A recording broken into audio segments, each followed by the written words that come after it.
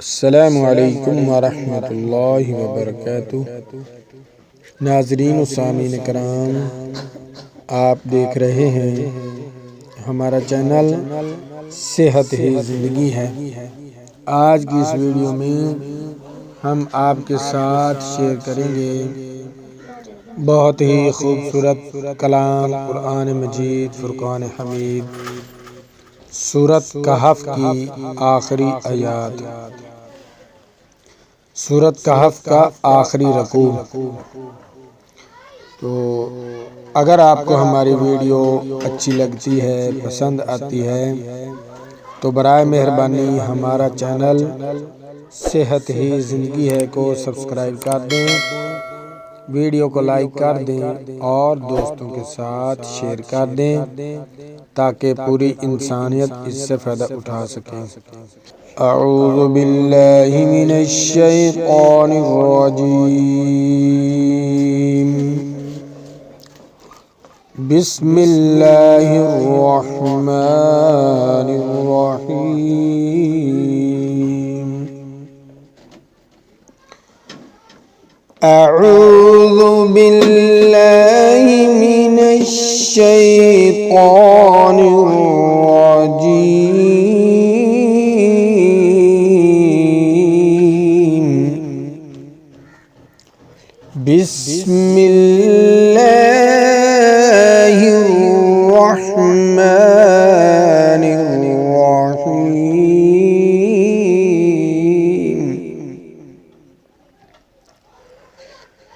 अफ़हसिबल्लज़ीन कफ़रू अन यत्तख़िज़ू इबादी मिन दूनी औलिया। इन्ना अअतदना जहन्नम लिलकाफिरीन नुज़ुला। क़ुल हल नुनब्बिउकुम बिलअख़्सरीन अअमाला। الذين ضل سعيهم في الحياة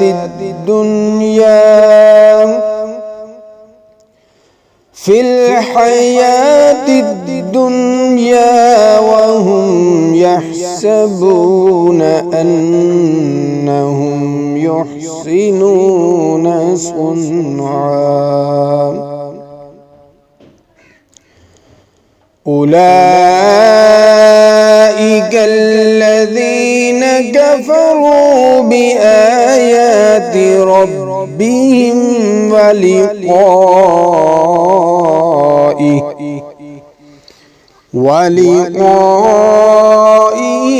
فحبطت أعمالهم فلا نقيم لهم يوم القيامة وزنا. ذلك جزاؤهم جهنم بما كفروا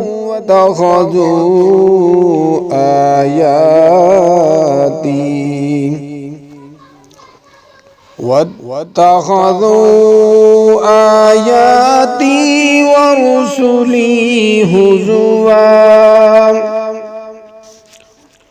إن الذين آمنوا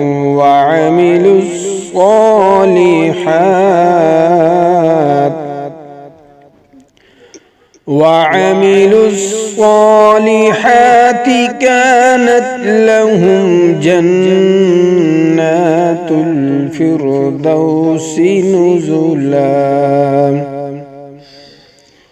خالدين فيها لا يبغون عنها حولا. قل لو كان البحر مدادا لكلمات ربي لنفد البحر قبل أن تنفد كلمات ربي ولو جئنا بمثله مددا قل إنما أنا بشر مثلكم يوحى إلي أنما إلهكم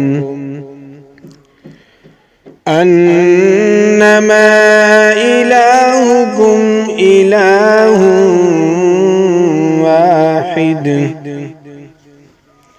فمن كان يرجو لقاء ربه فليعمل عملا صالحا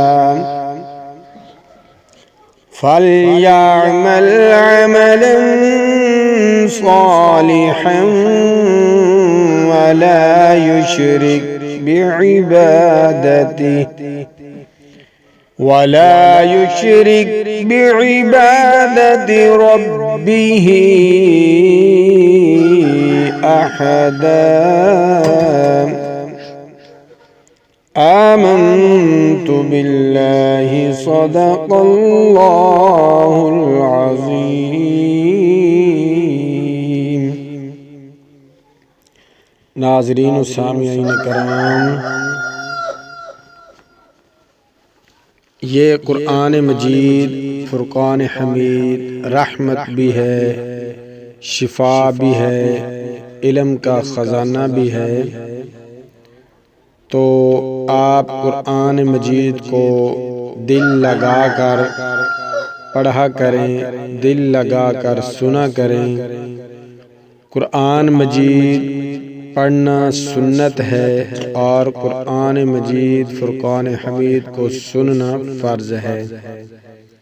تو اس لیے میں نے آج یہ سورۃ الکہف کا آخری رکوع تلاوت کیا ہے تاکہ مجھے بھی ثواب مل جائے، اور جو میرے چینل پر دوست احباب ہمارے چینل کو دیکھتے ہیں، سپورٹ کرتے ہیں، ان کا بھی ثواب کے اندر حصہ ہو جائے۔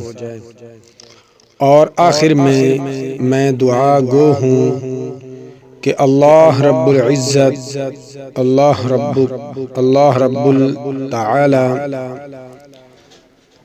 ہمارے اس قرآن مجید فرقان حمید کے پڑھنے کا ثواب سیدنا آدم علیہ السلام سے لے کر آج تک جتنے مسلمان مرد و عورت، بچے، بوڑھے، دوست، احباب، عزیز و قارب، رشتہ دار، میرے والد صاحب، میری ہمشیرہ، میرے نانکے، میرے دادکے، میرے سسرال، اور جتنے بھی اس دنیا فانی سے چھوٹے بڑے رخصت ہو چکے ہیں، اللہ پاک اس پاک کلام کا ثواب سب کی روح کو پہنچائے اور سب کے درجات بلند فرمائے اور سب کو جنت الفردوس میں اعلیٰ سے اعلیٰ مقام عطا فرمائے، سب کی قبروں کو جنت کا باغ بنائے، سب کی قبروں کو وسیع فرمائے